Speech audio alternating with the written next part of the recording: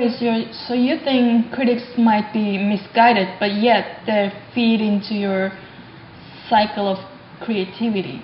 In some ways, yeah, in some aspects, yeah. And that's what I'm saying. You know, they just it's a part of. I see them as a part of the audience for the work. Okay. Yes, you know, and perhaps what I call a sort of loud-mouthed part of the audience. Yes. It's just for me another relationship with the art itself. You know, there's this interesting relationship that happens between artist and the work of art, where, in a sense, the ego kind of becomes removed in this equation because you feel like you're just one with the art. You're almost a facilitator sometimes, or you know, you're just the tool that literally, you know, kind of brings out the creative process, or is a tool for this creative process. And then, as you kind of mentioned, there is this relationship between audience, and it's vitally important, between audience and the work of art. Is every bit as important as the creator, the artist, with that work. And the critic is probably just the, you know, I hate to say, the red-headed stepchild of the audience, right? You know, it's the one that we sometimes look at, we roll our eyes, and yet there is another relationship dynamic existing there. I might not completely understand, but I at least understand and accept its existence.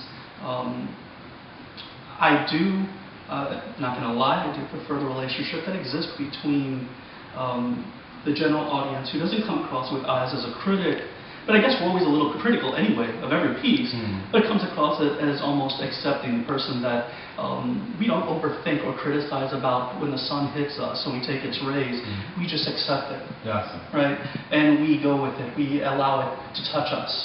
And often writing, you know, art in that, the art form of writing works the same way, works wonderfully the same way when we can just accept its rays. So poetry gives you freedom to contradict yourself. So can you expand on that a little bit? Yeah, because I feel that contradiction is basically the state of men and women. We exist in a state of contradiction. You know, at times we make this search for purity. You know, we're always searching for purity and so on. And personally, in terms of my life experience, I've seen that purity can be murderous. It's in search of purity that led to fascism in Europe. All the fascistic, you know, happenings in Europe, the Holocaust and all that is purity and all that. And for me, freedom is the hallmark of my art. You know, so for me that means that. And to me, to be free means that you just know that there is a lot in the world you can't explain.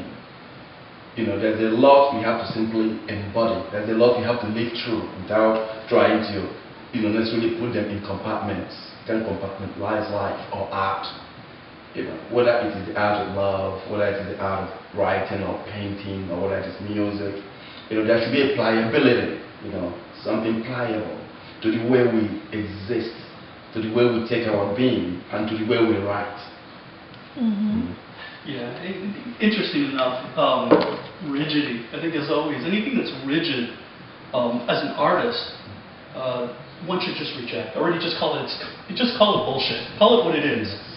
Rigidness doesn't work that way. Poetry doesn't work that way. My experience, the way I read or come into a poem, is different from one day to the next. I don't allow it to be the same experience. I don't allow even the words that I put on paper to be the same experience.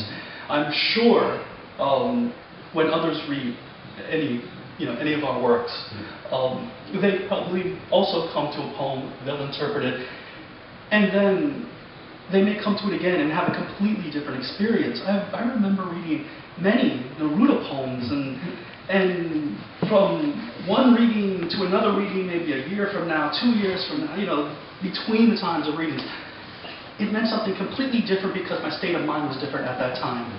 I cannot be stagnant. We are not stagnant creatures. Movement exists in everything. Time, the very essence of time, the scientific notion of time, is movement. It is not something that works clockwise. This is a very traditional, very boxed-in idea of what time it is. Everything is movement. Our light is movement. The sun's light is movement. The words are movement. Are you also looking to connect with yourself as you write?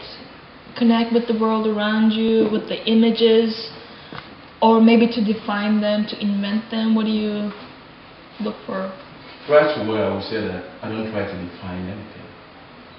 I simply go what the poem demands in lots of ways, because there's always different ways.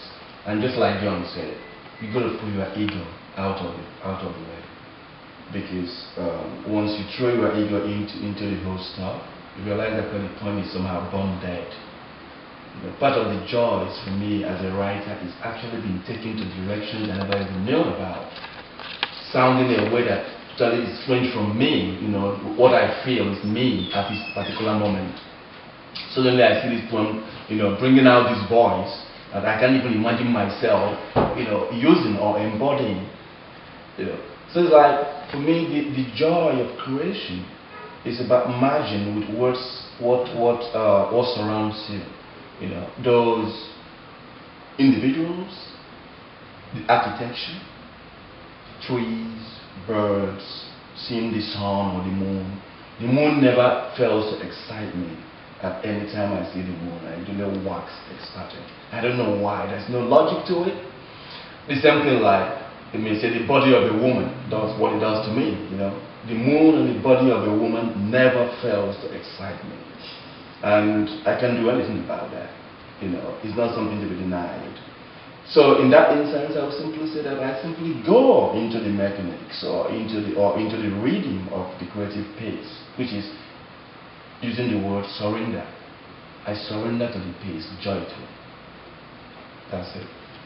Yes, and it's funny because the moon and the woman's bodies cycle are so very similar. And it has that wonderful, we talk about this wonderful feminine quality that a lot of mythology often associated with the moon. Right? But I still go back to what I had said earlier. The poetry is a combination of the external image merging with the internal journey.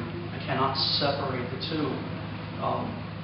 And because of that, and this is just a very brief answer to that question for me.